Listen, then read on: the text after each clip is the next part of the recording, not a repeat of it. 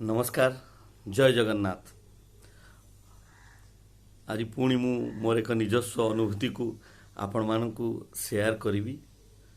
आशा करुच्ची आपण को भल लगिपारे। अनेक वर्ष तले पाखापाखि मन पड़ुनी 35 वर्ष तले मो परिवार सहित बापा माँ भाई भौणी समस्त सहित आमे जाइथिलु छतिया बुलिबाकू महाप्रभुंकर दर्शन करने पाई। परिवार सहित जाइथिलु एवं बस रु ओल्हेई रास्ता सेपट को आमे जाउछु। भूलवशत मो सान भाई 5 वर्षर होता है, मो सान भाई पछरे रहीगला और आमे समस्ते क्रॉस करिगलु एवं बस टी से मझिरे क्रॉस कला। किंतु आश्चर्य कथा आमे भी कहलु भाविलु कुआडे गला सी, किंतु से कांदिलानी। से कौन कला से बस रो तलपटू नई कि सी आम मान गोड़ पाद देखु थाए जे आमे अच्छु।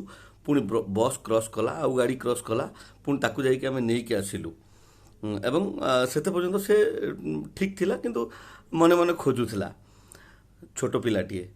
मोर एई घटनाटा कहिबार तात्पर्य होची मु ताठू सेटा शिखे बहुत धैर्य तार। अन्य जो छुआ होइतले निश्चित भावरे कांदी थांते, आखिर लुह आसी थांता, किंतु सी कांदिलानी। से धैर्य सहित एमती नई कि से बस तले आमको देखिला एवं परे पाइला। मु आज पर्यंत भी स्टिल मार्क करे वर्तमान समय से बहुत दुखरे अच्छी, किंतु केबे भांगी पड़िनी। बहुत धैर्यर सहित अच्छी। मु ता आखिरे लुह देखिनी। लुह बहुत रेयर आसे तार। मु पछे कांदी पकाए, किंतु अनेक लोक सेमती अछंती। मो कहवा कथा धैर्य कौन मु ताठू शिखे। धैर्य समस्ते रखंतु। सबु सबु कथार समाधान अच्छी।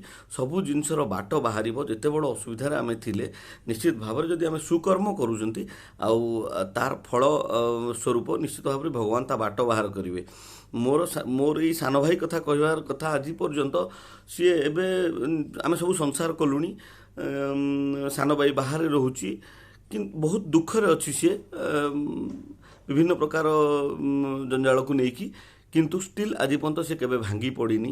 केबे मनर तार दुख बा लुह मु देखेनी। मत बहुत खुशी लगे। इंटरनाली से चिंता करे दुख करूँ, किंतु बाहर मु ता धैर्य मु शिखे ताठू।